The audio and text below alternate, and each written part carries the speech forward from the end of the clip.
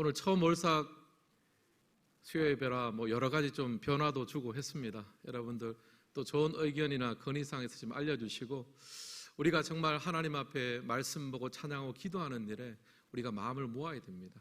여기서 우리가 마음을 모으고 집중하게 된다면 그 예배의 능력이 우리의 삶에 정말 거룩의 영성과 능력으로 나타나게 될 줄을 믿습니다.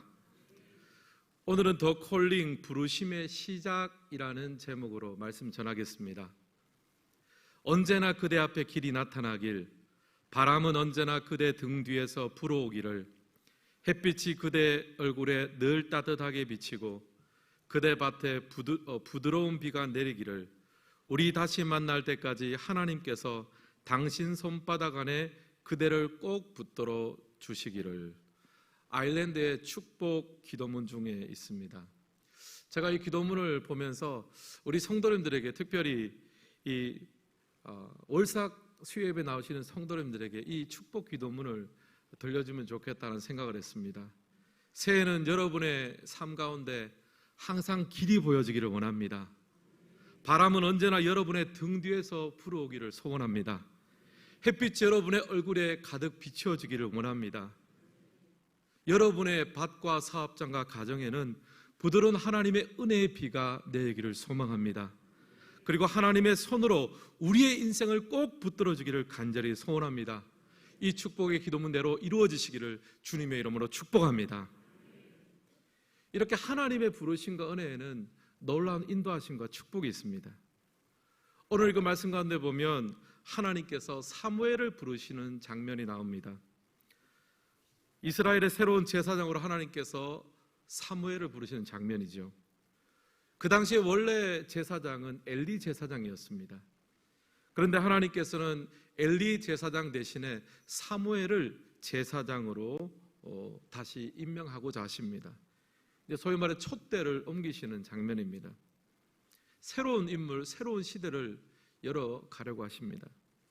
그렇다면 왜 엘리 제사장은 하나님 앞에서 옛사람이 되었느냐? 왜 이렇게 제사장 사역을 불명예스럽게 마무리하게 되었을까? 여러 가지 이유가 있는데요. 2절 말씀에 그 힌트가 나옵니다. 우리 2절 말씀 같이 한번 읽겠습니다.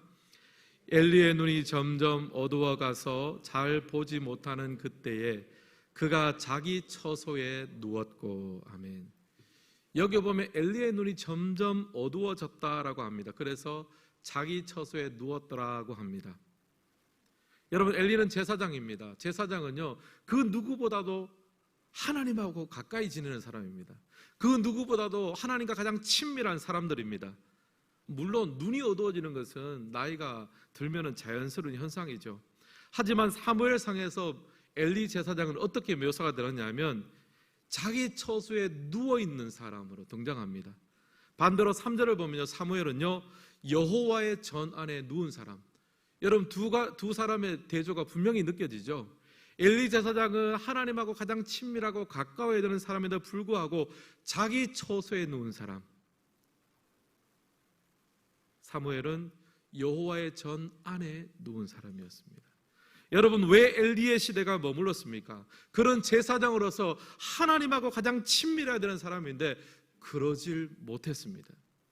하나님의 전에 눕고 하나님과 친밀하게 교제하고 그렇게 하지를 못하고, 물론 겉으로 보기에는 제사장의 직분, 여러 임무들을 기능적으로는 잘 감당은 했겠지만 적어도 하나님의 눈앞에서는요, 진정한 제사장의 역할을 감당하지 못했던 거예요.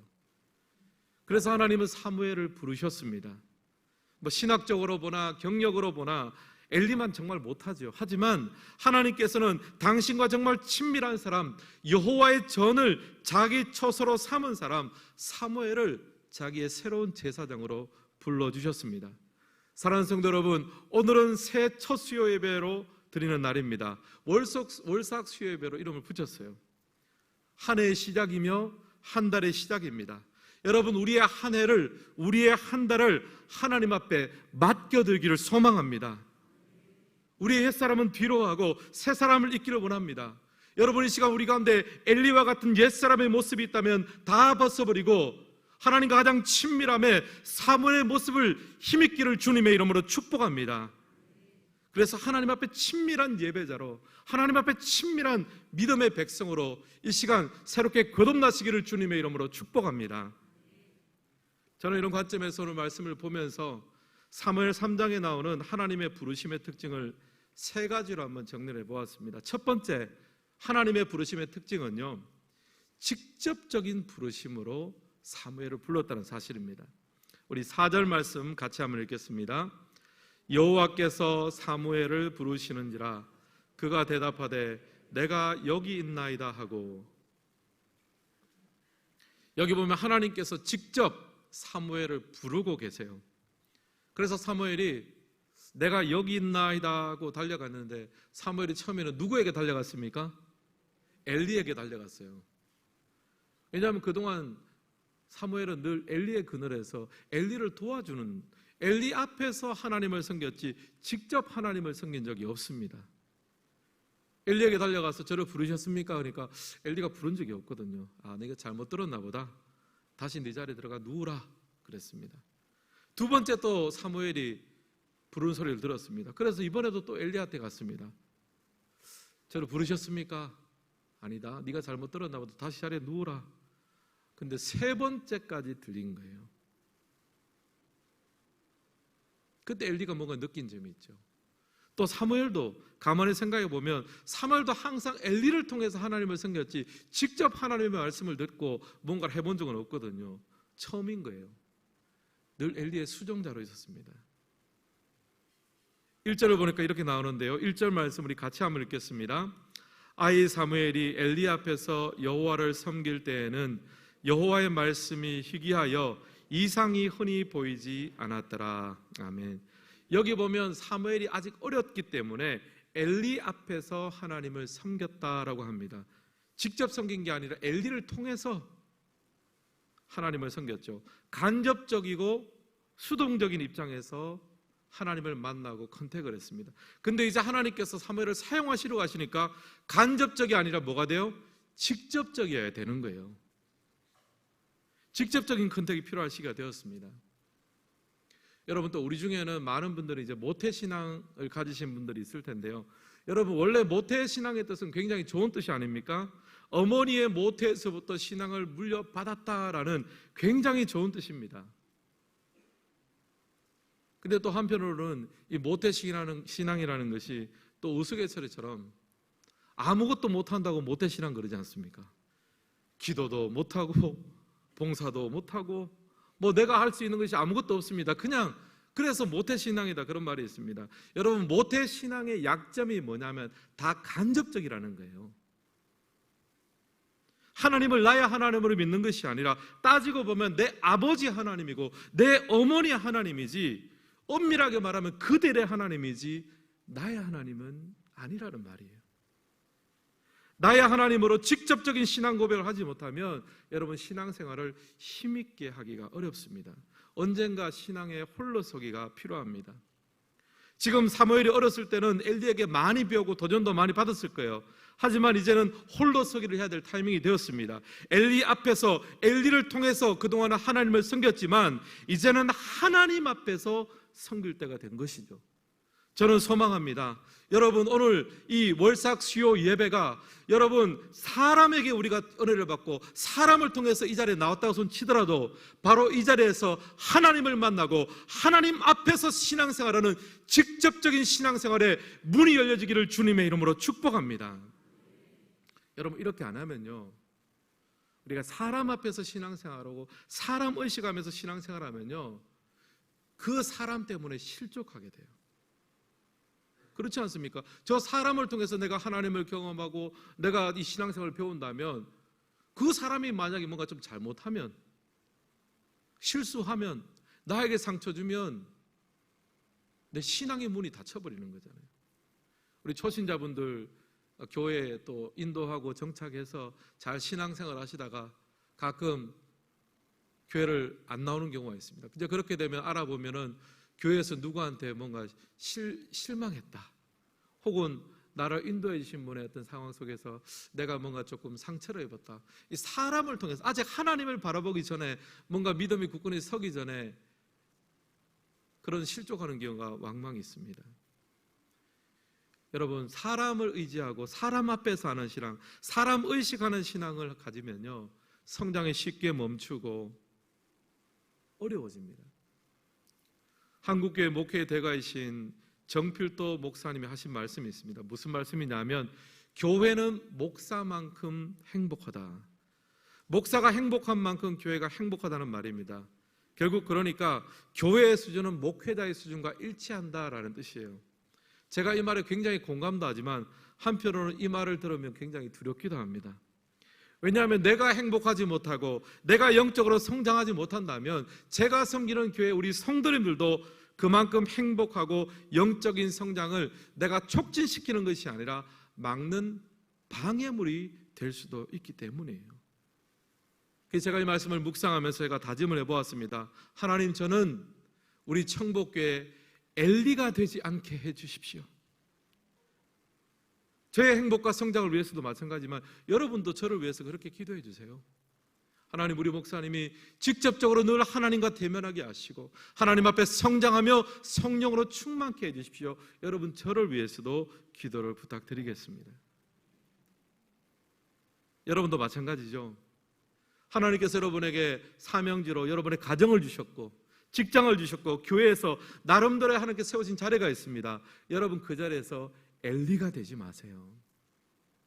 사람 의식하고 사람 신경 쓰고 신앙생활하면요, 그 사람 때문에 넘어지고 실족할 수밖에 없습니다. 여러분, 하나님 앞에서 하나님을 바라보고 이 시간 하나님을 바라보는 영적인 시야가 온전히 회복되기를 주님의 이름으로 축원합니다. 옆 사람한테 한번 이렇게 이야기해 줍시다. 엘리가 되지 맙시다. 한 번 더 이야기합시다. 당신 걱정이나 하십시오. 딴 사람한테 얘기할 필요 없습니다. 내가 안 되면 되는 거예요. 자신을 돌아봐야죠. 나한테 있는 티끌은 잘 안 보이는데 내한테 있는 들보는 안 보여도 다른 사람한테 있는 티끌은 보이는 게 인간이거든요. 아, 저 사람 엘리다, 그럴 필요 없습니다. 내가 훨씬 많이 엘리가 되는 거예요. 여러분, 우리가 그것을 깨닫는다면 하나님의 부르심 앞에 겸손하고 통회하며 정말 하나님 앞에 아름답게 한번 쓰임받는 2023년이 될 줄은 믿습니다. 그래서 월삭 수요예배를 시작한 겁니다. 직접 기도하는 시간을 가져보라는 거예요. 여러분, 이 시간에 만약에 여기 교회 안 나왔으면 여러분 뭐 하실 것 같습니까? 제가 훤하게 다 알고 있습니다. 여러분들 안 봐도 뻔해요. 다 뭐 그러잖아요. 또 우리가 주일에는 예배 시간이나 이런 게 좀 타이트하기 때문에 우리가 직접 뭐 기도하고 이런 게 쉽지 않습니다. 그래도 수요 예배는요, 나오면은 우리 불꽃 찬양단의 또 뜨거운 찬양과 또 말씀도 좀 듣고 그리고 합심해서 기도하고 개인 기도도 할 수 있는, 직접 하나님과 대면하고 기도할 수 있는 시간이 열려져 있는 거 아니겠습니까? 간접 신앙이 직접 신앙으로 바뀔 수 있는 얼마나 좋은 기회입니까? 이 시간 집에 있어 봐야 뭐 TV밖에 더 보겠습니까? 아니면 뭐 인터넷 하거나. 여러분, 이 시간 우리가 하나님 앞에 살 길을 들고 하나님의 임재를 경험하고 부름받은 인생으로 사시기를 주님의 이름으로 축복합니다. 두 번째 하나님의 부르심의 특징은요, 말씀을 통한 부르심입니다. 우리 7절 말씀 같이 한번 읽겠습니다. 사무엘이 아직 여호와를 알지 못하고 여호와의 말씀도 아직 그에게 나타나지 아니한 때라. 아멘. 여기 보면 사무엘이 아직 여호와를 알지 못했다라고 하면서 설명이 하나 따라 나옵니다. 여호와의 말씀도 아직 그에게 나타나지 않았다. 이게 무슨 말이냐면 하나님을 알지 못하는 것하고 말씀이 나타나지 않은 것을 동일하게 두고 있는 거예요. 하나님은 우리들과 소통하실 때 말씀으로 소통하십니다. 창세기 1장 1절에서 3절 말씀도 우리 같이 한번 읽겠습니다. 태초에 하나님이 천지를 창조하시니라. 땅이 혼돈하고 공허하며 흑암이 깊음 위에 있고 하나님의 영은 수면 위에 운행하시니라. 하나님이 이르시되 빛이 있으라 하시니 빛이 있었고. 아멘. 여러분, 태초에 하나님이 천지를 창조하시는데 무엇으로 창조하십니까? 말씀으로 창조하시고, 하나님이 이르시되 말씀하시니 빛이 있으라 말씀하시니까 빛이 생겨졌습니다. 여러분, 하나님은 말씀하시는 하나님이에요. 성경을 보면요, 하나님은 사무엘에게 지금 말씀하시죠.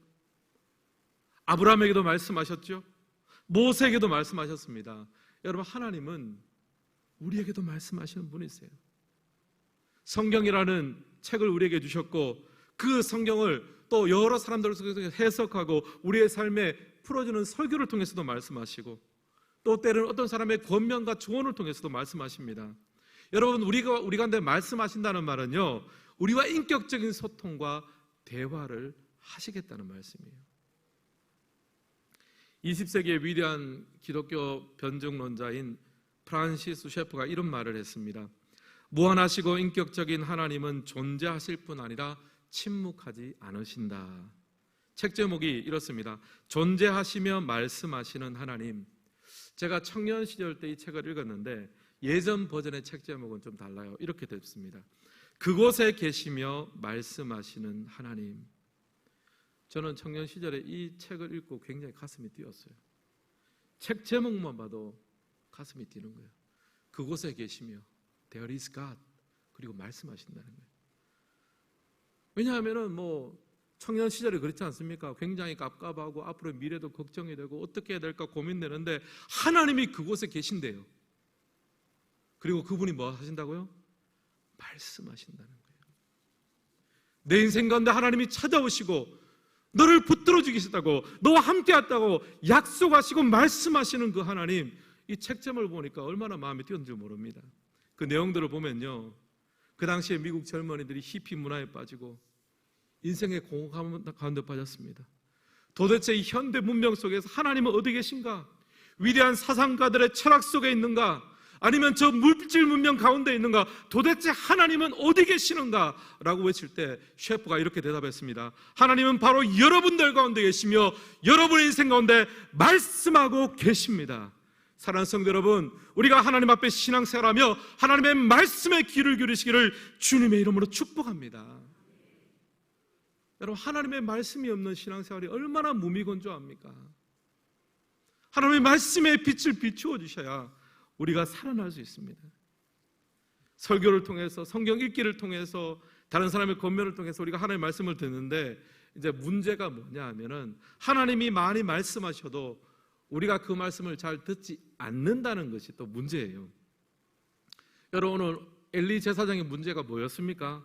하나님이 존재하는 것을 알아요. 또 하나님이 말씀하시는 것도 압니다. 그런데 그 말씀에 엘리 제사장은 순종하지 않았어요. 여러분, 구약에서 제사장이나 선지자의 가장 큰 역할은 뭐냐 하면 하나님의 말씀을 구별하는 겁니다. 자기 생각이나 자기 경험치에서 나오는 그런 개똥철학을 가지고 가르치는 것이 아니라 진짜 우리의 삶 가운데, 우리 공동체 가운데 하나님이 원하시는 것이 무엇인지를 구별해내는 것이 선지자와 제사장의 가장 주된 책무였습니다. 저는 목회도 마찬가지로 생각합니다. 만약 내가 원하는 것, 또 이 시대와 우리 교회에 가장 필요한 것, 우리 교회의 당면한 문제와 가업이 무엇인지, 그리고 그것을 어떻게 하면 해결할 수 있을지 여기에만 포커스를 맞춘다면요, 목회자는 신학대학원 들어갈 필요가 없죠. 경영대학원 들어가면 됩니다. 우리가 당면한 문제와 가업에 최고의 효과와 효율을 주는 것이 무엇이냐, 그걸 하면 되는 거죠. 목회하지 말고 경영을 하면 됩니다. 근데 여러분, 교회는 성도의 삶은 어떤 곳입니까? 하나님의 뜻이 이루어지는 것이 중요한 거예요. 단순하게 잘되고 부흥하는 것이 목적이 아닙니다. 교회는 아무리 어렵고 힘들어도 하나님이 버텨내라고, 이겨내라고 말씀하시면 끝까지 버티고 이겨내는 것이 교회이며 성도입니다. 또 반대로 아무리 잘되고 부흥해도 하나님이 아니다라고 말씀하시면 문 닫고 끝을 낼 각오를 가지는 것이 바로 성도이며 교회의 자존심인 줄은 믿습니다. 사랑하는 성도 여러분, 이 하나님의 말씀 앞에 서 계십니까? 하나님은 우리를 부르시되 말씀으로 부르세요. 우리 학생들과 청년들, 여러분의 미래가 어떻게 될지 궁금하세요? 궁금하십니까? 성경을 펼치세요. 말씀 안에 길이 있습니다. 우리 2023년 여러 가지 전망들이 나오는데 얼마나 참 퍽퍽하고 힘든 참 경기가 지속될 거다 사람들이 전망을 하고 있습니다. 여러분, 그런 2023년을 살아가는 우리 인생이 어떻게 될 것이 여러분 궁금하십니까? 성경을 펼치세요. 거기에 하나님의 뜻이 있고 우리 향한 하나님의 놀라운 역사가 있습니다. 여러분, 말씀을 통해 우리를 부르시는 그 하나님 앞에 듣고 응답하시기를 주님의 이름으로 축복합니다. 세 번째 하나님의 부르심은 우리를 종으로 부르신다는 사실입니다. 우리 9절 말씀 같이 한번 읽겠습니다. 엘리가 사무엘에게 이르되 가서 누웠다가 그가 너를 부르시거든 내가 말하기를 여호와여 말씀하옵소서 주의 종이 듣겠나이다 하라 하니 이에 사무엘이 가서 자기 처소에 누우니라. 아멘. 여기 보면 이제 엘리가 사무엘에게 하나님께서 말씀하시는 것 같으니까 이제 가르쳐 줍니다. 다음에 하나님께서 그렇게 물으시면 여호와여 말씀하옵소서 주의 종이 듣겠나이다 그렇게 대답해라 가르쳐 줍니다. 하나님과 대화할 때는 어떤 자세로 하라고요? 종의 자세로 응답해야 된다는 거예요. 여호와여 말씀하옵소서 내가 듣겠나이다. 한번 따라해 보실까요? 여호와여 말씀하옵소서 주의 종이 듣겠나이다. 이렇게 들어야 들립니다. 여호와여 말씀하여 주옵소서. 제가 한번 생각해보고 들을지 말지는 나중에 판단하겠습니다. 여러분 그런 마음 가지시면 하나님 말씀이 안 들립니다. 종의 자세로. 그런데 사무엘이 받은 메시지가 뭘까요? 굉장히 어려운 메시지를 받았습니다. 자기의 스승이 엘리 집안이 심판받을 거라는 메시지를 받았어요. 13절 말씀을 같이 한번 읽겠습니다. 내가 그의 집을 영원토록 심판하겠다고 그에게 말한 것은 그가 아는 죄악 때문이니 이는 그가 자기의 아들들이 저주를 자청하되 금하지 아니하였음이라. 아멘. 사무엘이 받은 메시지는 자기 스승 엘리가 그의 집이 영원토록 심판받을 것이라는 메시지였습니다. 이는 그가 아는 죄악 때문이다. 이게 무슨 말입니까? 엘리 제사장의 아들들도 아버지 엘리의 뒤를 이어서 제사장이 되었습니다. 근데 세습으로 제사장이 되다 보니까 이 하나님을 향한 마음이나 직분에 대한 귀중함이 좀 떨어졌어요. 그래서 자세가 굉장히 불량했습니다. 제사를 멸시하고 온갖 나쁜 일은 다 하고 다녔습니다. 근데 아버지 엘리 제사장이 그것을 보면 또 하나님께서 심판과 경고를 얼마나 많이 주셨겠습니까? 엘리 제사장이 진짜 심각하게 이 하나님의 경고를 받아들였으면 제 생각에는 대제사장의 직권으로 자기 아들 제사장도 다 잘랐을 것 같아요. 그렇잖아요. 자질이 안 되고 이렇게까지 하니까 아버지로서 가슴이 아프겠지만 그것이 아들들을 살리고 자기도 사는 길인데 그것이 여호와의 종으로 마땅한 길인데요. 근데 엘리는 그렇게 하지 않았습니다. 하나님의 종이었지만 뭐 아들을 사랑하는 마음인지 유하는 마음인지 모르겠지만 그렇게 하지 않았습니다. 적어도 하나님 보시기에는 엘리는 종이 아니라 이미 주인 노릇을 하고 있는 것이죠. 사랑하는 성도 여러분, 하나님 앞에 종된 마음으로 나아가고 계십니까? 주님 말씀하여 주옵소서 주의 종이 듣겠나이다. 아닙니다. 제가 필요한 것만 듣겠습니다. 제가 원하는 것만 가르쳐 주십시오. 여러분 이렇게 우리가 하나님 앞에 그런 높은 마음을 가지고 있는 것은 아닙니까? 여러분 엘리가 처음부터 이렇게 변질했을까요? 아닙니다. 처음에는 굉장히 순수했을 거예요. 굉장히 낮은 마음으로 주의 종이 듣겠나이다 그렇게 했을 거예요. 하지만 익숙함이 시간이 지나고 점점 익숙해지니까 하나님의 말씀에 대한 기대와 감흥이 점점 줄어들고 전에는 예배드리고 찬양하고 기도하면은 정말 그 안에서 터져나오는 감사와 감탄이 있었는데 점점 시간이 지나고 나니까 그런 감사와 감탄은 약해지고 말씀에 대한 기대감도 약해지니까 엘리는 점점 이뤄져가는 촛대가 되는 것입니다. 사랑하는 성도 여러분, 저는 간절히 소망합니다. 이번 이 수요 예배를 통해서 여러분 안에 그 무뎌져가는 그 정말 낙심되어져가는 하나님의 말씀에 대한 기대와 감흥이 떨어져가는 그 엘리와 같은 그 모습들이 온전히 변화되기를 주님의 이름으로 축복합니다. 여러분 우리가 세상의 종이 되지 말고 말씀의 종이 되어야 되지 않겠습니까? 이야기만 하고 오늘 말씀 마무리하고자 합니다. 제가 지난 연말에 저희 사모한테 큰 도전을 받았습니다.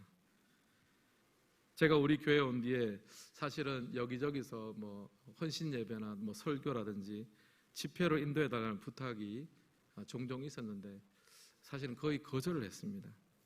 뭐 바쁘다는 핑계로, 아직은 제가 역량이 안 된다는 핑계로 다 거절을 많이 했는데, 이제 그렇게 또 한날은 또 연락이 왔는데 뭐 못 가겠다 안 가겠다 뭐 이제 그렇게 하다가 그 얘기를 이제 와이프가 옆에서 들었어요. 그러면서 전화 끊고 하는 말이, 목사가 말씀 전하는 일에 뭐가 그렇게 빼고 그렇게 할 일이 많냐, 정신이 번쩍 드는 거예요. 가만히 생각해 보니까 못할 것도 없어요. 내가 조금 덜 자고 내가 조금 더 움직이면은 충분히 할 수 있는데, 나는 그런 거 하나도 양보 안 하고 완전히 그냥 내 모든 스케줄에서 다 처리할 수 있는 그 부분만 내가 감당하겠다고 하니까 뭐 어디서 말씀 전하러 하려도 내가 갈 수가 있습니까? 그래서 정신이 번쩍 들었습니다. 그래서 서약을 했어요. 말씀을 전하는 부탁이면 진짜 웬만하면 제가 거절하지 않겠습니다. 하나님 앞에 선언했습니다. 거짓말처럼 그때부터 굉장히 멀리서 연락들 와요. 그 중에 최고복이 뭐냐면은 이번 주 주보에도 나왔습니다. 극동방송 새벽 설교 송출권입니다. 이제 이번 올해부터 목요일과 금요일 새벽 설교를 그 다음 주 목요일 금요일 아침 6시부터 6시 반까지 이제 제 설교와 또 우리 찬양팀의 찬양이 나가게 됐습니다. 제가 원래 새벽 설교는 제가 한 10분 정도 그렇게 설교를 하고 있었습니다. 그 전날 이제 묵상을 해서 설교를 그렇게 준비를 했는데, 이제는 또 방송에 나가게 되고 하니까 길이도 한 15분 분량으로 늘려야 되더라고요. 그렇게 하다 보니까 준비할 일이 많아지는 거예요. 제가 그것을 수락해놓고 실제로 이것을 준비하다 보니까 뭐 마음의 원망과 불평이 막 나오는 거예요. 왜 내가 굳이 이것을 해야 되나. 그것을 맞추려고 하니까 2-3주 전부터 새벽 성경을 본문을 묵상하지 않으면 안 되는 거예요. 안 그러면 맞출 수가 없더라고요. 근데 그렇게 준비하면서 보니까 내가 감당하는 짐보다 하나님 주신 은혜가 더 큰 거예요. 그리고 감당해 보니까 하나님이 감당할 수 있는 힘과 능력도 더하여 주셨습니다. 말씀의 종이 되겠다고 서약하니까 감당할 수 있는 힘과 능력도 주시고 나의 한계를 벗어나 하나님의 한계대로 우리 모두를 키워줄 줄을 믿습니다. 사랑하는 성도 여러분, 오늘 말씀을 마무리합니다. 새해 첫 수요일 우리는 하나님 앞에 섰습니다. 하나님이 우리 삶을 부르고 계세요. 여러분, 이제는 간접적으로만 하나님을 만나지 마시고 직접적으로 여러분이 말씀을 펴고 기도함으로써 하나님을 만나시길 바랍니다. 그리고 종의 자세로 주여 말씀하여 주옵소서, 주의 종이 듣겠나이다. 여러분, 그 자세로 하나님 앞에 나아갈 때 이 예배를 통해서 하나님의 부르심의 새로운 출발점, 새로운 터닝 포인트가 되시기를 예수님의 이름으로 축복합니다.